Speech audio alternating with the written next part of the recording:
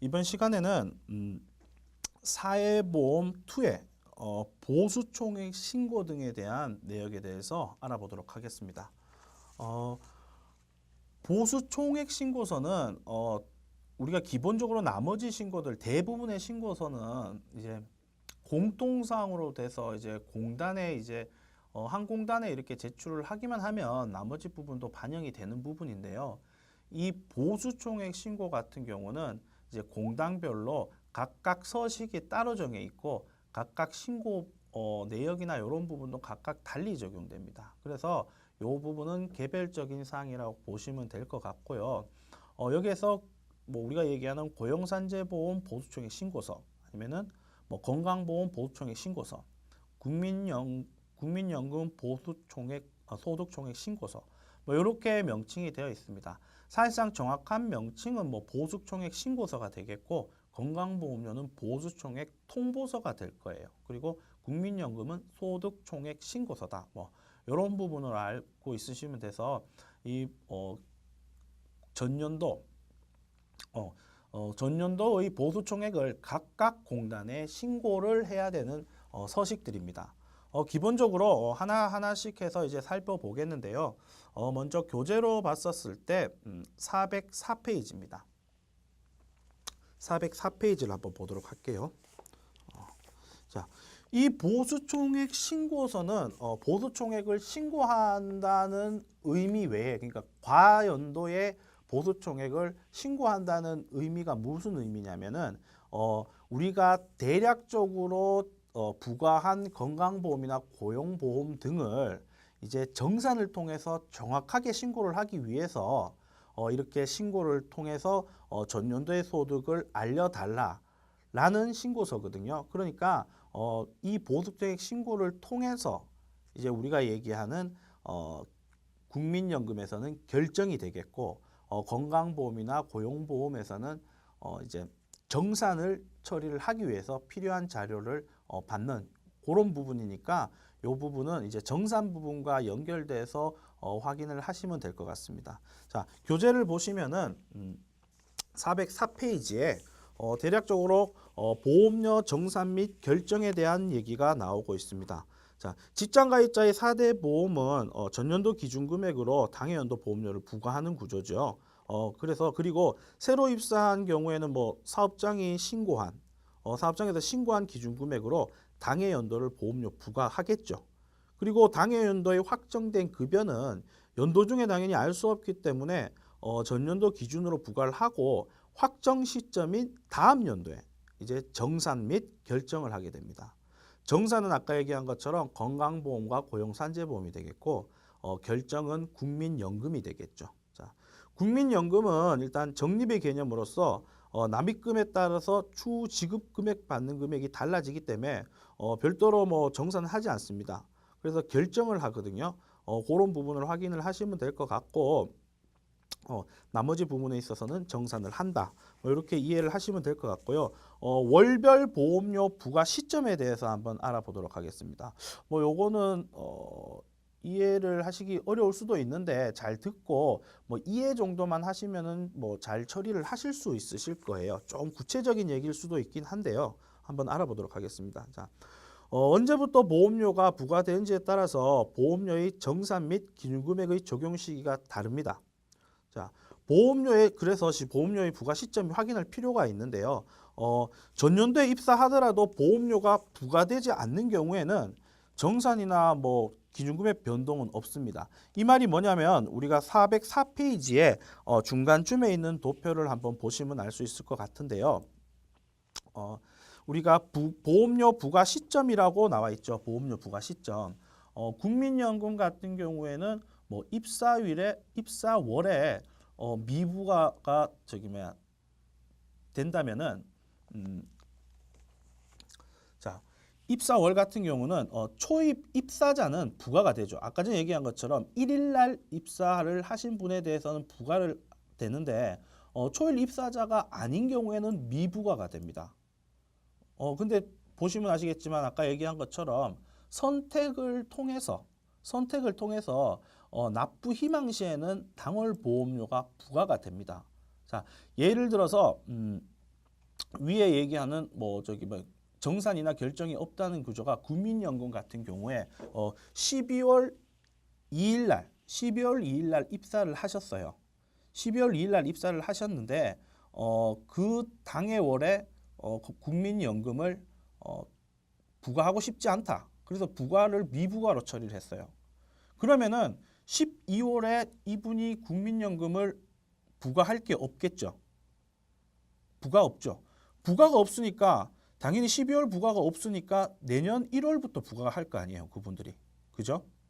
내년 1월부터 부과하게 되니까 전년도 소득에 대해서 뭐 발생됐다 하더라도 부과 시점이 올해부터 부과 시점이니까 별도로 정산이나 결정이나 이런 부분이 발생되지 않아요. 12월 5일 날 이렇게 입사하신 국민연금 같은 경우에는 처음에 국민연금에서 신고할 때 우리가 말하는 기준 소득 월액이나 이 부분을 신고했다면은 다음 연도 7월부터 이제 변동이 있는 거예요. 12월 입사자 같은 경우. 뭐 그런 부분을 확인하시면 될 것 같고요. 국민연금 같은 경우 퇴사월 같은 경우는 부과가 됩니다.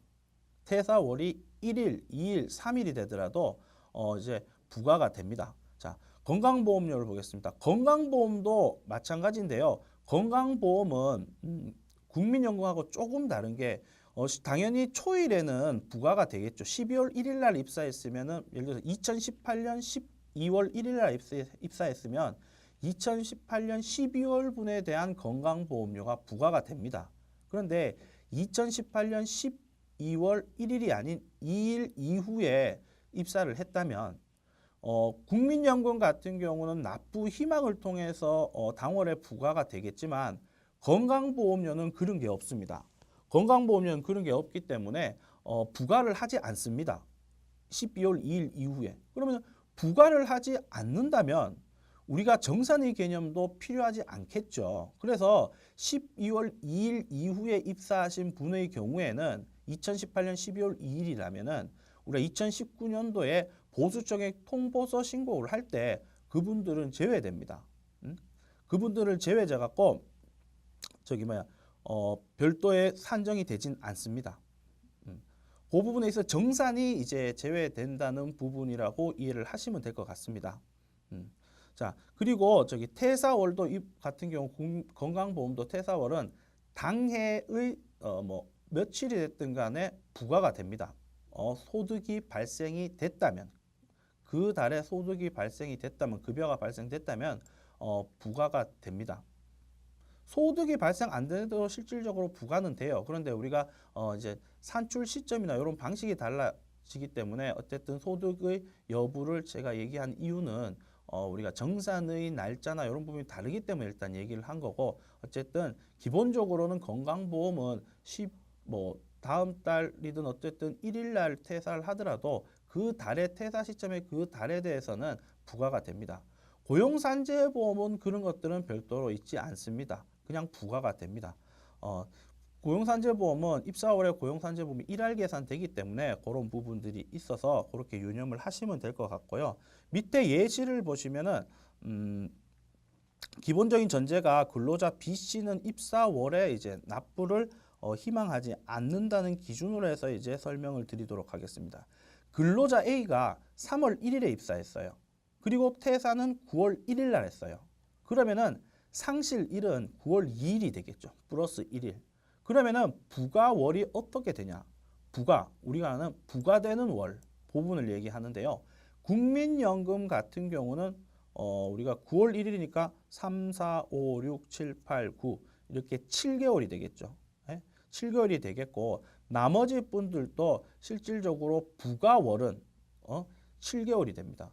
뭐 특수한 경우가 있겠지만 건강보험 같은 경우 우리 아까 전에 소백산신가요? 뭐 고분처럼 12월 2일 날 퇴사하면서 12월 달에 급여가 없다. 뭐 이렇게 된다면은 부과월은 7개월이 되겠지만 부과월은 말씀하신 대로 12월이 포함되겠지만 정산할 때의 정산월은 12월이 아니고 한 달이 빠진 걸로 돼야 돼요. 한 달이. 우리가 아까 전에 얘기를 보면 12월 2일 날 퇴사하신 소백사 씨 같은 경우 정산월이 10월로 돼 있었죠.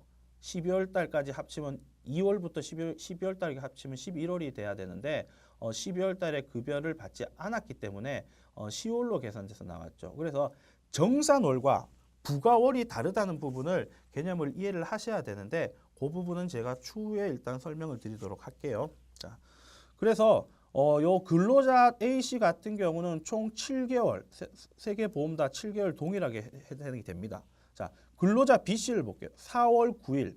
4월 9일에 입사하셨어요. 그래서 퇴사는 9월 30일에 하셨어요. 그러면 기간이 4, 5, 6, 7, 8, 9 이렇게 6개월이 되겠죠. 6개월.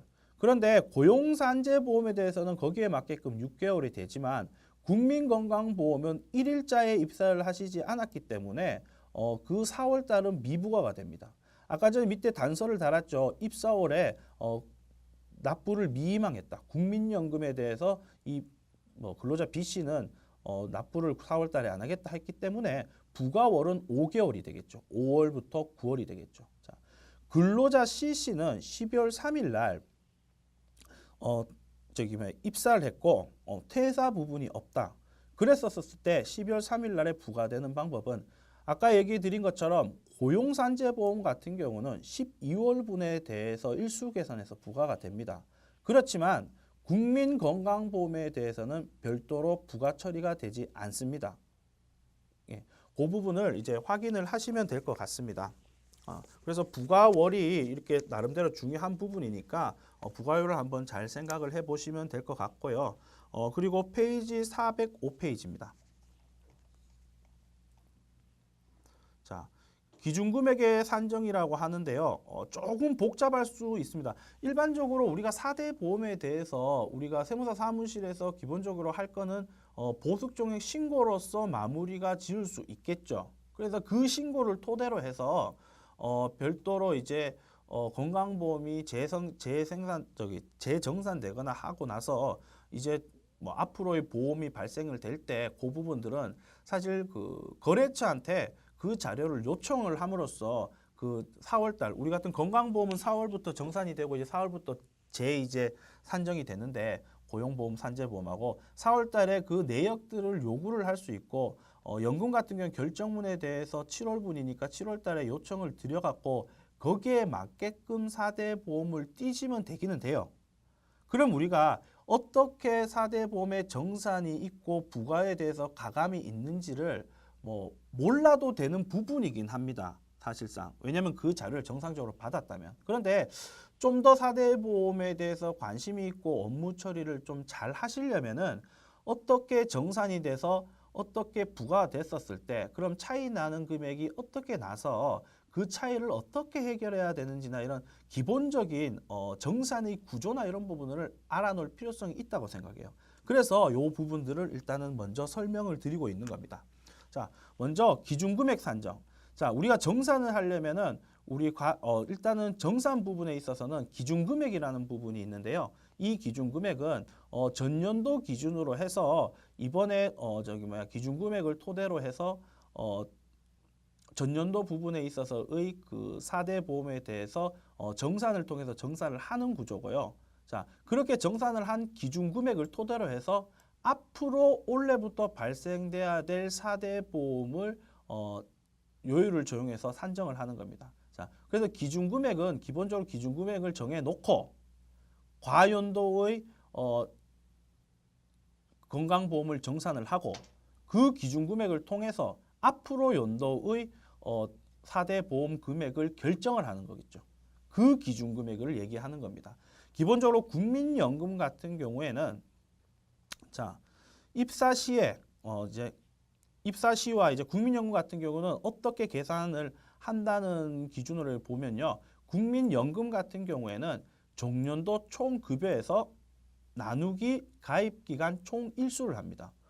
그 말이 뭐냐면 전년도에 7월 1일 날 입사를 하셨다면 7월 1일부터 12월 31일 총수에 대해서 계산을 하는 거예요. 총급여에서 7월 1일 입사하시면 184일이 되겠죠. 184일 나눠서 곱하기 30일을 하는 게 우리가 월 기준 금액이 되는 겁니다.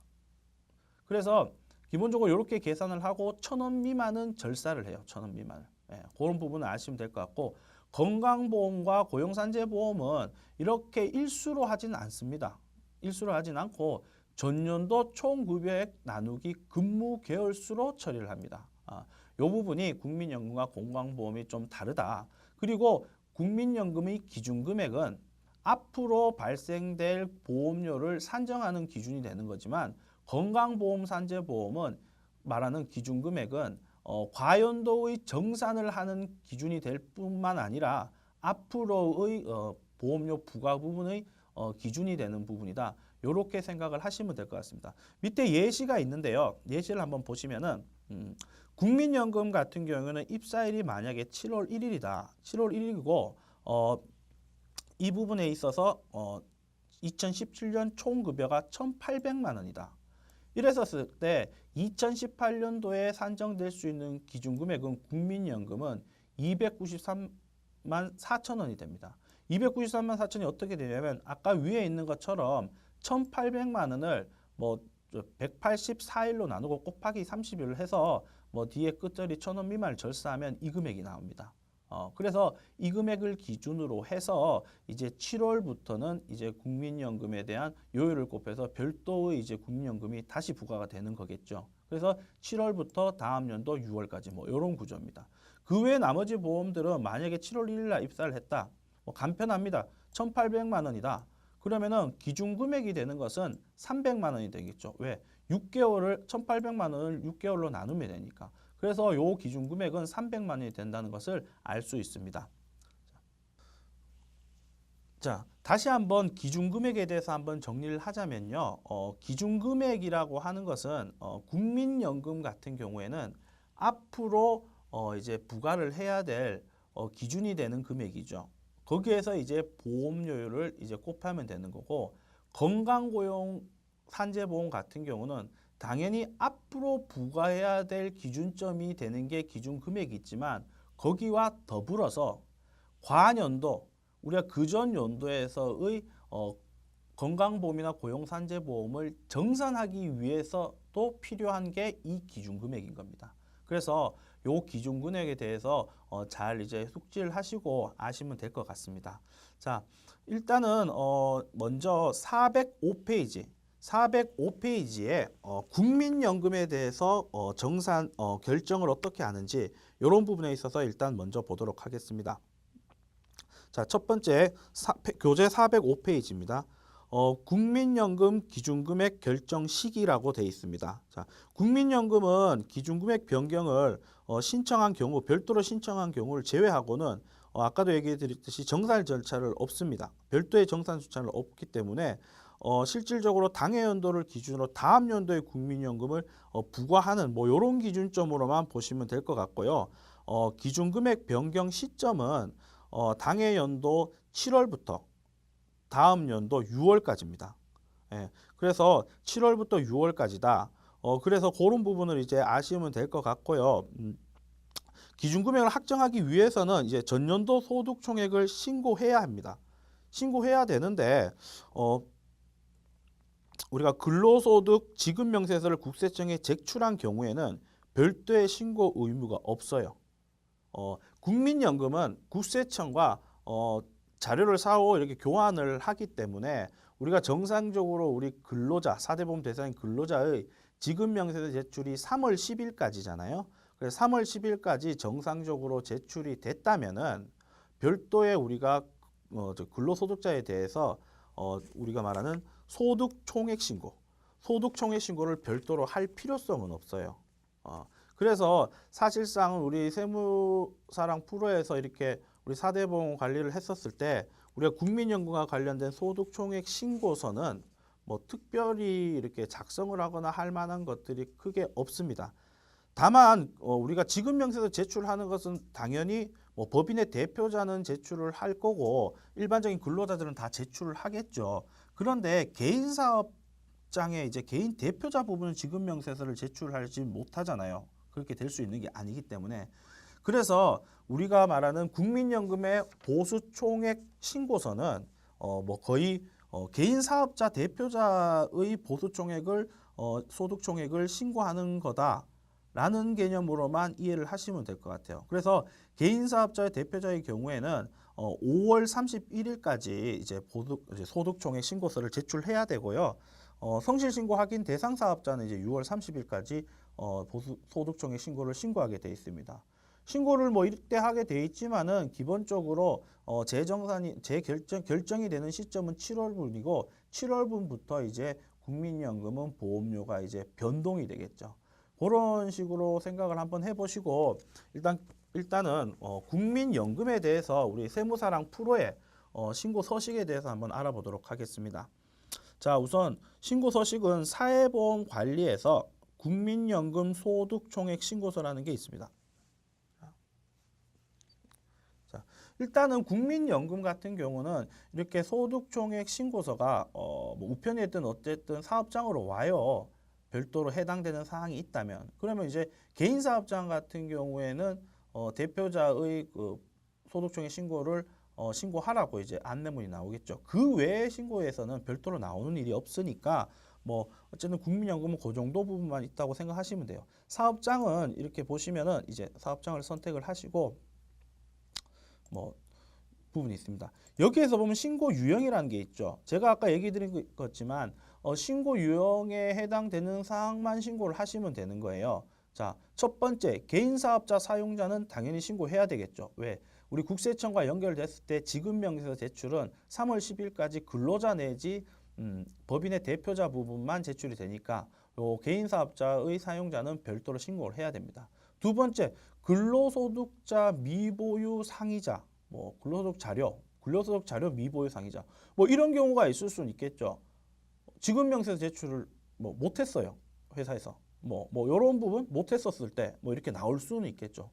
전전소득 대비 30% 이상 상향자, 하향자 뭐 이렇게 특이한 경우에만 건강보험이 나온다는 것만 알 수 있습니다. 우리가 국민연금 같은 경우는 이 부분 외로는 정상적으로 3월 10일까지 우리가 말하는 연말정산에 지급명세서 제출까지 완료했다면은 별도의 신고를 할 필요는 없고 다만 개인 사업자의 대표자만 해당 시기에 맞게끔 5월 31일과 6월 30일까지만 이렇게 정상적으로 신고를 한다면은 뭐 그 정도만 알면은 될 것 같습니다.